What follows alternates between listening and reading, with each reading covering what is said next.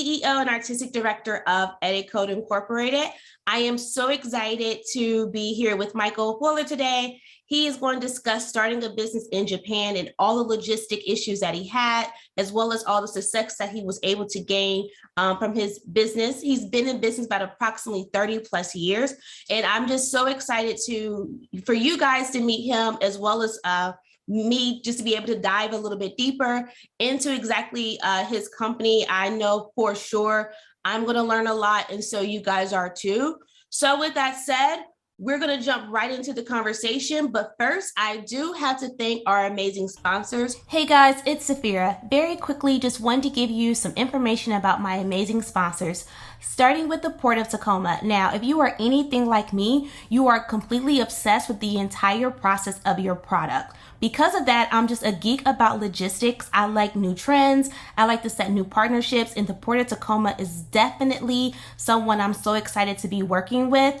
Not only are they a part of the Northwest Seaport Alliance, which allows them to form partnerships with China, Hong Kong, and Japan, it just really makes that partnership a lot more efficient, as well as more flexible in terms of shipping time and cost of that nature. They do such a great service to the community for that, as well as just some other infrastructure projects that they have in the works, which we all know that better infrastructure means more opportunities for small businesses. So again, I urge you guys to check out their website and just stay on top of everything that they're doing. It's definitely a go-to for any entrepreneur that want to work within the international community. So my next sponsor, you guys, is Traction Space. I have to say I am absolutely obsessed with this company. They have definitely helped me level up in 2021, and I'm looking forward to what we do together in 2022. So real quick, I suggest you check out their website and book a tour now. Get a real hands-on approach of what they can do for you. A few of my favorite services is their in-office support, as well as their private and public offices. Now, this is just a great way if you want to level up again.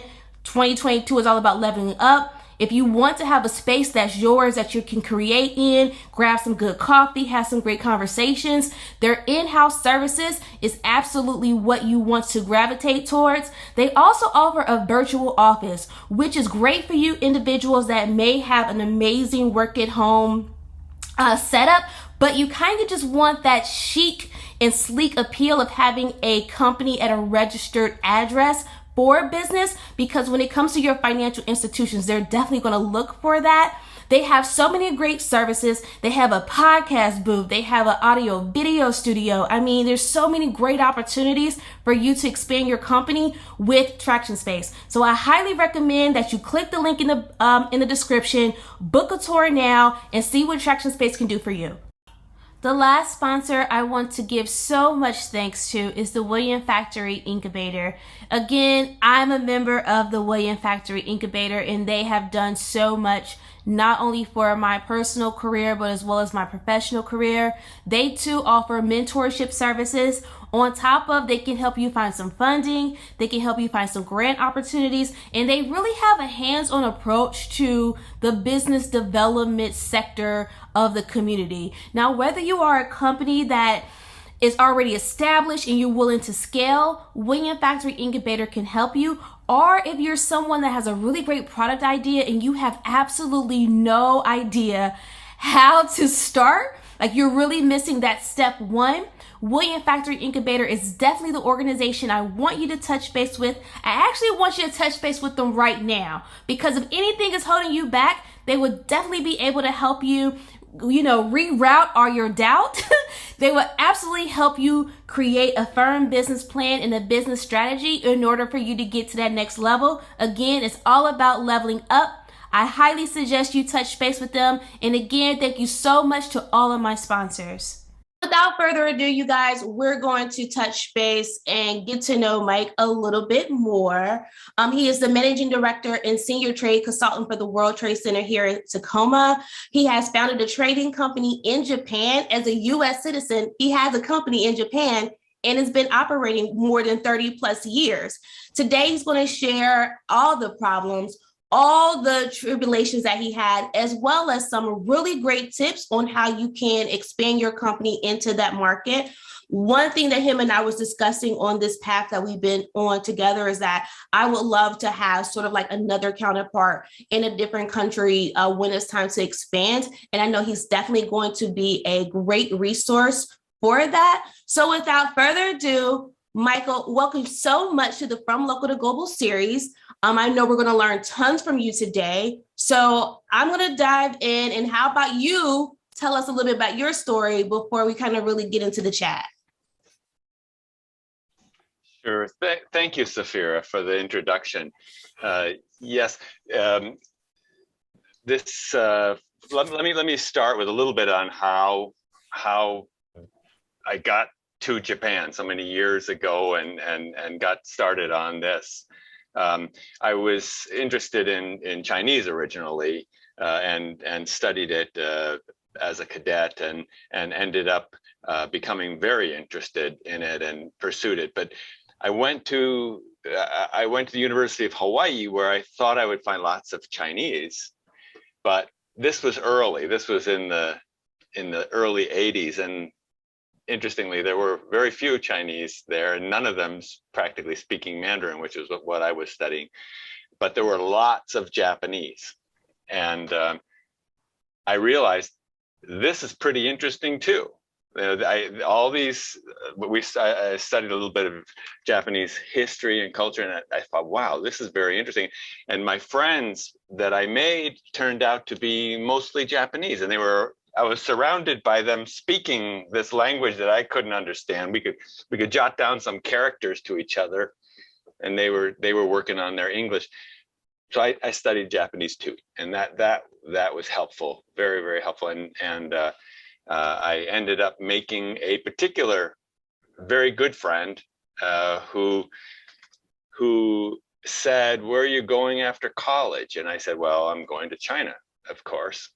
And he said, "Oh, well, why don't you stop in Japan?"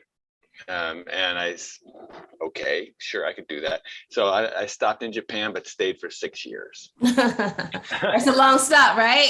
Yeah, long stop, a long stop. Eventually made it to China, but that was quite a nice long stop. And while we were there, we started a company. I was studying at the same time, and it was a challenge. It was a challenge, with time, and you're busy, but it was very satisfying. Oh, nice. Well. So you're in China, and you have your friends, and you're getting everything established. Before in Japan, I'm sorry about that. So you're in Japan and you're getting everything established. I know you do have something that you want to share with our audience, but I'm just really curious about what was kind of like your driving force, like that real passion that you had that was like, you know what, I know I have 1,000,001 other ideas, but what I'm doing right now is solid, and I'm going to just go for it. Well, we wanted to start a trading company. That was our objective. And it was difficult because how do you start a trading company? I mean, where do you start? And we also had some advantages in that his father was in a dental products distribution. It was a dental products distribution company. Mm-hmm. So one of the advantages we had was he had a storeroom in the back. And he said, "Hey guys, use it. I'll charge you so much for rent, and go for it." So we had to go back there, and the first thing we had to do is to clean it up. So we had some space, and we moved boxes off the table, and we started. But that was an advantage, but we really had to start somewhere. And I remember my partner, Kazu is his name. He had a girlfriend who was a Japan Airlines stewardess, and she was helping people to take these boxes of aloe vera gel, mm-hmm. green bottles with a yellow top, banana boat aloe vera gel, and she would have to store them in the first class cabin or put them up in the. She had to deal with this stuff. She told Kazu about it. And Kazu used this stuff. He used to use it all the time. And it's great for your skin. Great for your skin. And so we thought, well, why don't we try to import that? And this was in the day when, there was no email, there was no fax machine. It was very difficult to communicate. We had to spend like a gazillion dollars to call them and talk to them for even a brief moment, made an appointment. And we went ahead and spent a bunch of our money to go there and visit with them. And surprisingly, I mean, we were just starting out. We were kids, college kids, basically. And but we found that the president and CEO of the company was himself in his late 20s, early 30s. And we asked him, we said, well, can we take Japan? And he said, sure, why not?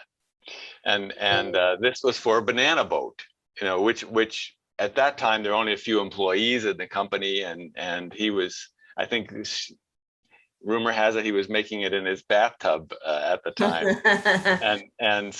But we were shocked. We said, wow, we asked for it and we got it. But I mean, that was the start of a very long process of getting the product approved in Japan. It took us probably a couple of years to get it in. Oh.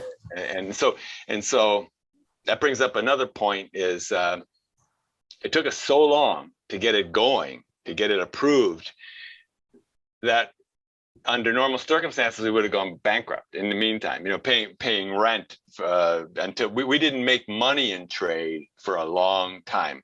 But we had I don't know how much we were paying, $50 or $100 a month for a storage room in the back. And neither of us was collecting a salary. So we had a long runway. So we hung in there. We were able to. That's good. And I think it's really important that people understand that sometimes when you're chasing the vision, you might not necessarily have the financial resources just yet. But if you really, really believe in what you're doing, then it will pay off eventually. But it's sort of like, you got to have that mindset of just keep going, no matter what happens, like just keep going. And it's a kind of segue, I think, into like my next question about like the funds that you need to start a international business. And please, Mike, at any time, feel free to, cut me off because I can have questions for days.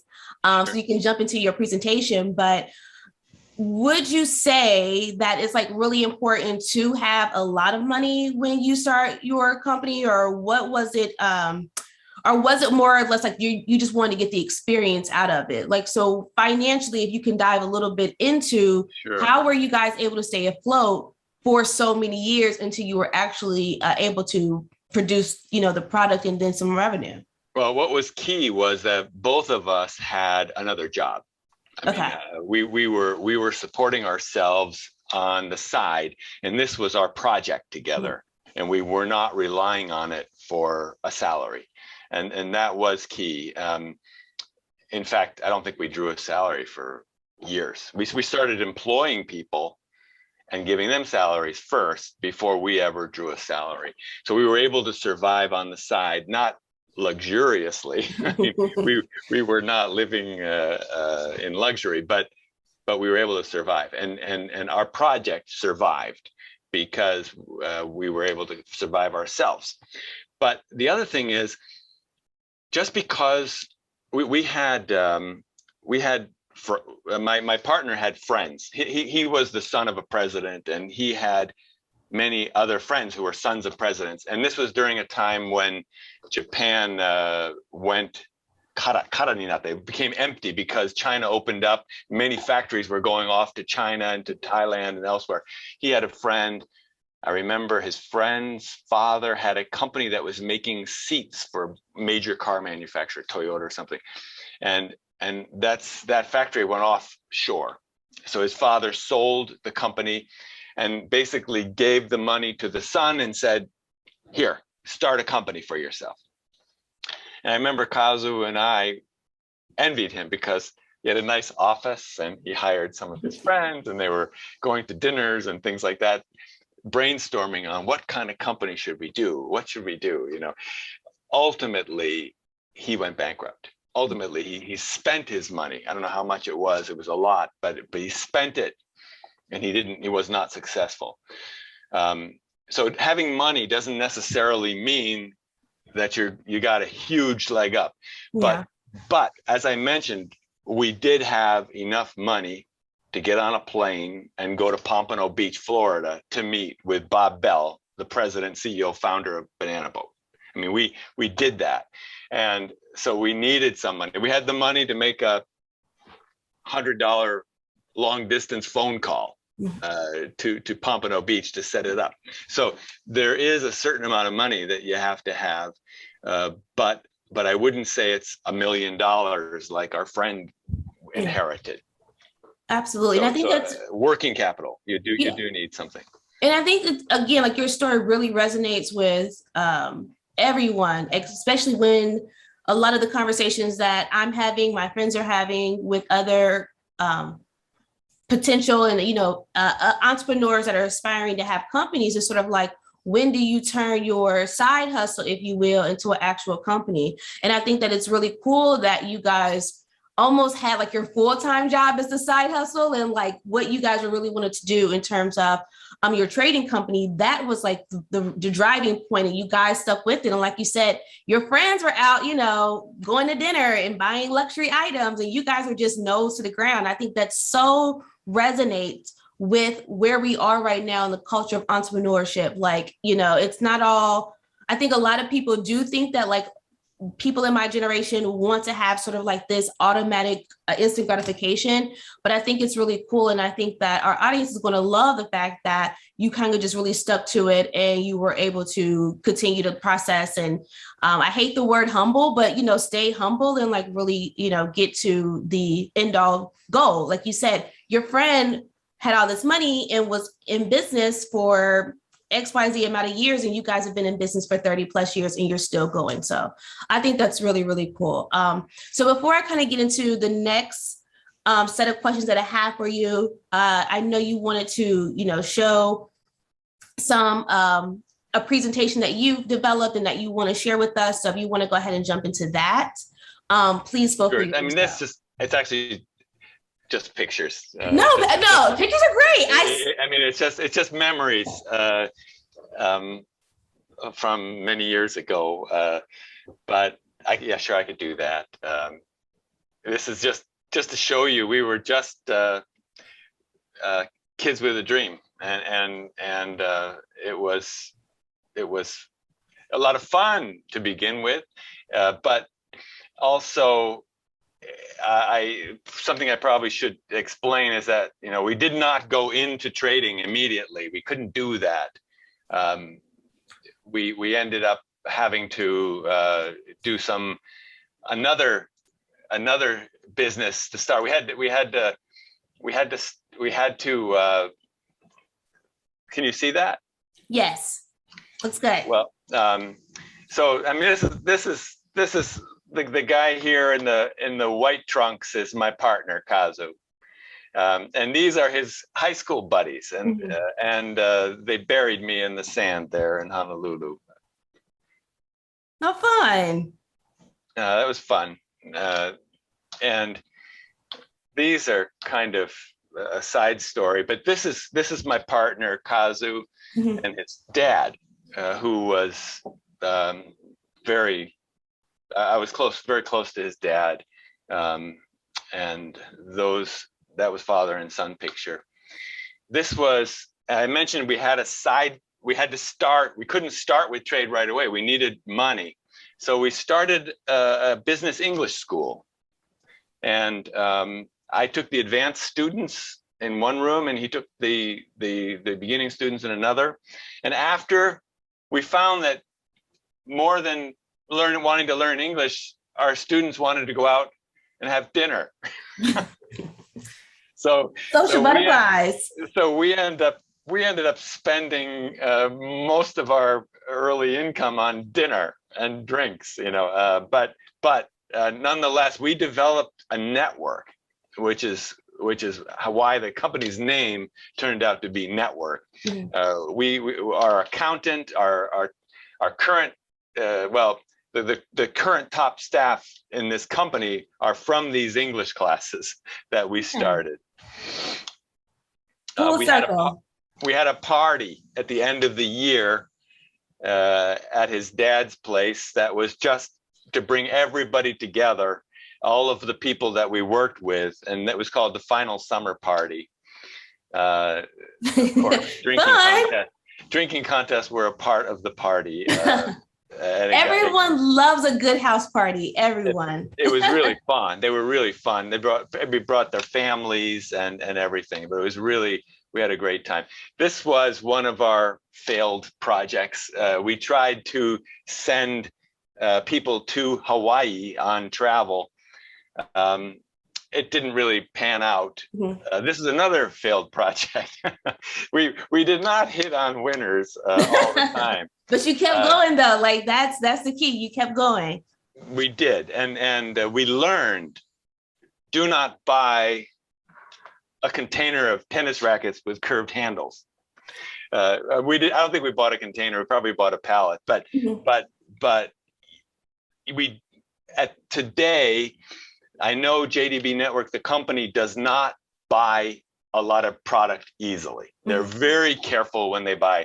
In fact, most of the time they sell it before they buy it. They go out and they get orders and they find, and then they buy the absolute minimum.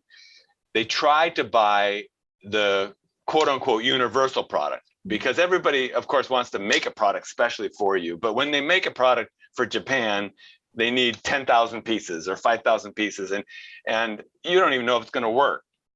So typically now the company does not buy large quantities. And we had these rackets for years and years and years. Probably still have some. And then we also found a sweet spot because the parent company, which we were separate from, but they had distribution in dental products. So we were able to find a company that would make these products for us. Mm-hmm. And these were very popular, Tweety Bird and the Bugs Bunny. And so these were very popular products. Mickey Mouse. And then another company that I know JDB Network still has a relationship with this company after 30 years. But one of the things that JDB did that was unique, and we were able to do it because we had a comparative advantage of communication. I mean, we had very real-time communication, and I had moved back to the States here. So I was in communication with the owner, but we did very well in the 90s with whitening toothpaste, even though Japan does not allow peroxide in their toothpaste. This was a quote unquote whitening toothpaste. But it did very well in I think it was the late 90s. But then suddenly the exchange rate just flipped. The exchange rate changed tremendously. It was when I went to Japan, it was 250 yen to the dollar. It went all the way down to something like 70 yen to the dollar. So that's a multiple times. So nothing from America would be in the right price range anymore. So what we did though was we started a consignment basis program where the manufacturer would send us pallets of product and we would keep inventory, but it was his product sitting in our warehouse. And we wouldn't be stuck with the risk of having pallets of product that don't sell. So our margin went way down. So this was a key innovation that we were able to do, and it was allowed us to continue selling American product in Japan after all American product had disappeared. So it was kind of an interesting innovation. This was a product that we actually developed ourselves. I still have some. Love the packaging. Yeah. Cool Wave, and you rip open the top, you put water in, and it fizzes up automatically, and you gargle with it. Oh, nice. Yeah, and so that was something that we actually developed ourselves. I'm kind of proud of that. This was our primary product, a primary product. It took us years to get it approved in Japan, but it was a great product. Still, it was 25 years we were exclusive distributors of banana boat. Mhm. This was Bob Bell. I can't see him very well in this picture, but he was a young guy who started the company in Pompano Beach. There's my partner and Kazu and Bob Bell when we went, and there's his mad scientist formulator Mhm. in the lab. And these are some of the product lines that the company carries today. And this is the store, Import Jack, on Rakuten. Rakuten in English is a major online, basically shopping mall, bigger than Amazon in Japan.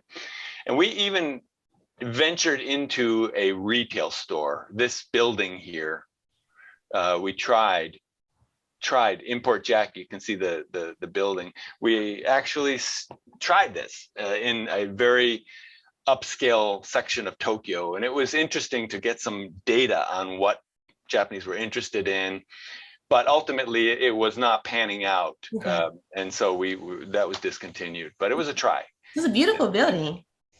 Yeah, it's very right in Aoyama, very nice. So, and this is a lesson I learned. If you're taller than the guys in front and back, don't do it. I remember the sore shoulder. This was I got involved in lots of local activities because I also was teaching children, and their parents were involved in associations. So I really had an amazing time in Japan. And then people, they used to, after our events, they used to throw people in the air. It takes a lot of trust. A lot. That's just some photos to show the old days. That was good. I'm glad that you shared. Like, it's really cool. First and foremost, just, hands down, the best 80s attire ever. So, look great there. But I think also too, it's so nice to really see success pay off in a way where you can sort of like follow the journey in the process. And that's one reason why I was so excited for you to share, not only with me, but with also the other participants of the From Local to Global series. When you have that type of experiences and then you're able to like show other people, I think it's a huge motivator. I know it is for me, because I can sometimes get stuck in my head and say, okay, how am I going to do this? And, what's the process, and so on and so forth. But when you're able to see someone else accomplish something, it really kind of just gives you that fire underneath you to like say, okay, I can totally accomplish this. So thank you for that. Well, it's not like my partner Kazu is sitting back, relaxing, sipping pina coladas. I mean, keeping this company alive he would chuckle if I said, you're a great success. He's got to keep it alive. He's got to find new products all the time. He's constantly looking for new products to get out there and finding the angle to sell it. For example, the Balance Bar. You may have heard of the Balance Bar. It's a sport bar, 30-30-40 health food type bar. And we were successful with it only because we had to change it in order to get it in. Finding that angle. It was sold as a meal replacement because it had a low glycemic index. It would be in your stomach for 3 or 4 hours. So you could eat it and basically skip a meal. So it had to sell for $6 a bar. This is you can buy them at Trader Joe's for $1, but at that time it had to sell for $6 a bar. So he had to completely change strategies to market it, to find a niche that it would sell at. And so they had aesthetic salons back then, they called them, and it was like nice. Upscale spas. And so there was an incentive for the coaches to sell these, and it worked. And I think we sold 6 million in a year. Yes. It was a fantastic success until GMO. Kraft bought it. Kraft bought the company, and they would not get rid of the GMO, so we got rid of it. So it was a short period, but my point was that sometimes you have to find that angle. You got to, why are people going to buy it? It's a puzzle. It's like a puzzle, but it's an ongoing thing. And to this day, he's got to work hard to keep it going. And he got a dozen families that are relying on this company to continually come through with new and interesting products. So I have a question for you. Oh, sorry about that, Mike. Go ahead. No, you go ahead. Okay, no, well, I had a question because I'm currently in like my rebranding journey with Edit Code, and I'm doing all the focus groups. I'm doing the rebranding of everything as well as the packaging. And as you can tell, I'm a huge packaging person. If you could sell me on the packaging, you can sell me on the product. So I'm really interested to know what if, and I know we're a little short on time, sort of like what is the packaging process, if you will, or like for someone like me that is rebranding, getting everything together, and I'm looking at all of the different packaging options, sort of like what are some of your go-tos, or what advice do you have for other entrepreneurs that are like rebranding, repackaging their products? Yes, well, you have to get the packaging that's available to you. Right. And so you got to look out there. Packaging companies, trade shows that feature packaging. You have to find the packaging that's out there. You got to look at the whole universe of packaging.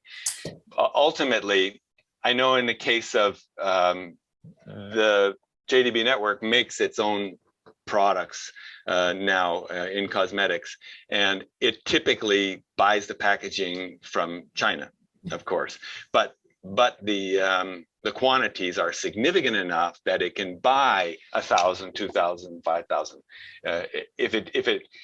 If it can't, then it makes it domestically in Japan first to see if it works.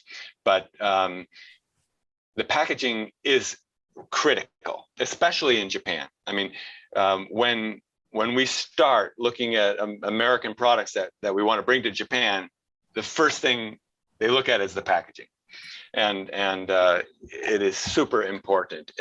Japan, in particular, they're the packaging gurus. I mean, if you go to the shelf and you start taking things off the shelf, you will be amazed at the very cool packaging they have. Absolutely. Even the candy alone, it's like, and I'm not even a big candy person, but I subscribe to to their candy collection, if you will, because the packaging is so just animated and fun. And I love what you guys did with and maybe this is a conversation we can have later on, but like licensing agreements, how you guys were able to license the Looney Tunes logo and such in order to make packaging, and just how that really not only draws in the consumer, but just makes it more fun and more relatable. And I just think that was really great, like how you guys had the little toupees and the toothbrush, and it was Bugs Bunny, and I can totally see a mom with a kid, in an aisle, and they're picking that one particular project because it's I want that one. Exactly. I think that's so cool. Like I get so fired up about like packaging and branding and all that stuff. Like it's so cool. Yeah. Well, it's important, and Japan is the major league of packaging. I mean, if you want some really cool ideas, go to Daiso. Go to Daiso in Seattle. I think there's one in Seattle. Do you know Daiso? DAISO. It's the Japanese dollar store. I think it's a $1.50 store. But you go there and just take a look at the packaging. It's fun. It's really fun to shop there. You'll find all kinds of interesting things. Yeah, I'll definitely take you up on that, because like right now, again, like going through the rebranding and repackaging and all that good stuff, I literally have, like I'm in my office right now, like containers of like things that I bought and love the packaging, and I kept it, and I was like, oh, that's a cool design to maybe make it more like a triangle, or this is what you could do with like eco-friendly mailing bags. Sorry, you guys. So there's a really great opportunity to expand, and I love that idea. So I would definitely be Go there. I will. And I'm going to text you and say, "Oh my God, I found the holy grail of." You will find some ideas for sure. There is one thing that before we run out of time, there is one thing that I wanted to point out. I was very fortunate in that I had the wherewithal to get to Japan after college.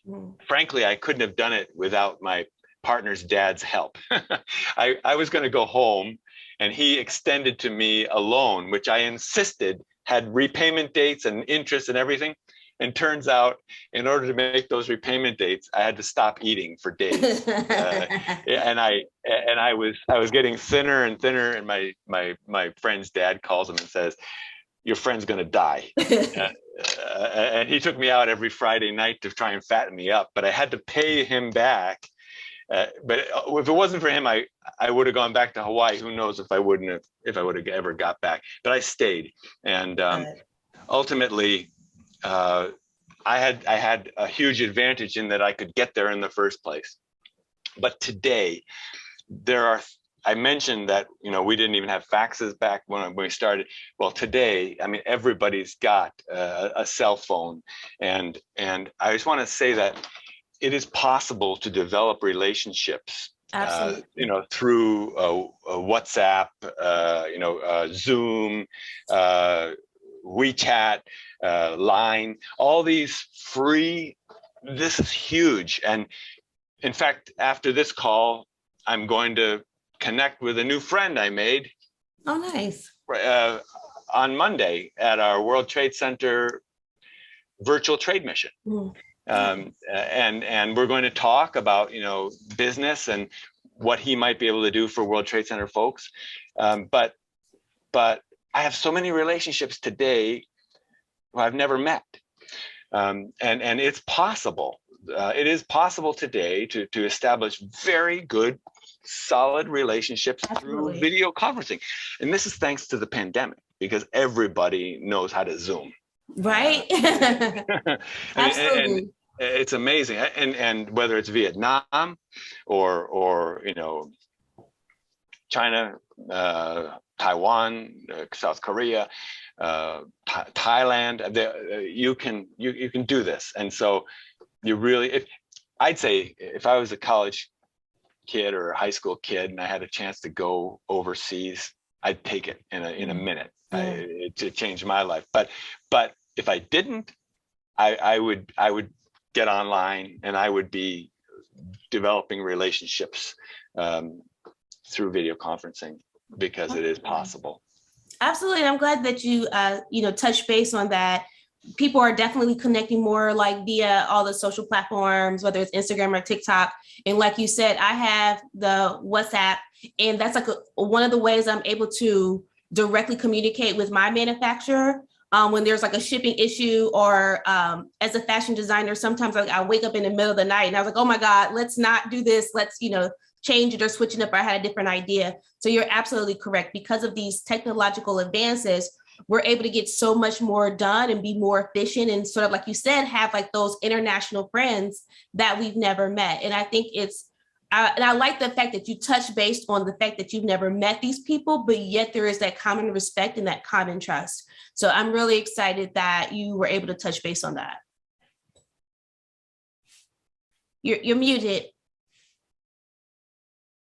What's really neat too is that they can take their phone into the factory and show you their machine. Absolutely. They can take a sample product and show it to you. So they're not just, in the old days, it was really scary. I remember sending money overseas and wondering, am I going to get a product or not? Right. It was really something different. So we are in a new era for small and medium-sized enterprises today. The bar, the amount of money, the amount of it is so low right now. It's great. The threshold to getting involved in international business has been lowered dramatically in the last 2 years. Yeah, and I feel like that's what I want the From Local to Global series to be about, is that there's people from all different walks of life are able to understand and connect with other entrepreneurs and hear your story and know that I can go on I can download WhatsApp. I can touch base with different manufacturers from, just finding them on Google and being able to contact them. So I think that's really beneficial. I want to thank you so much, Michael, for the amount of time that you and I have personally spent, for the amount of time that you've put into this particular series. Our discussion has been very beneficial, and I would love to, continue to work together to continue the process in order to direct other entrepreneurs to you that might want a mentor that has that type of experience. Yeah. So I'm so thankful. 110%. We have to wrap up in a minute. And the World Trade Center is here, for people to use. I mean, we are a resource in your neighborhood, and I know the William Factory is a great resource. There's people need to use the resources that are available, and so we are all about small and medium-sized enterprises. And so I look forward to cooperating more with the Williams Factory going forward. Absolutely. And I would double and triple check to make sure that I add a link in the description for everything that Michael has going on with the World Trade Center and beyond. That way, if you have those questions, and again, if you need a mentor, please touch base and find someone, because there's so many resources, like Michael just said, that could be beneficial to you and your business, no matter where you are. So with that said, Michael, thank you so much for the amazing chat this afternoon. I totally enjoyed this entire process. I've even enjoyed our small creative chats, just really getting to know you. So with that said, you guys, please make sure to check out Port of Tacoma, World Trade Center, as well as Traction Space and the amazing William Factory Incubator. There's so much resources and just resources out there for you. And I'm going to make sure that you guys get them. So with that said, you guys, thank you for watching. And I'm so excited to help you on your from local to global journey. You guys have a great day. Thank you so much for the chat. It's a pleasure.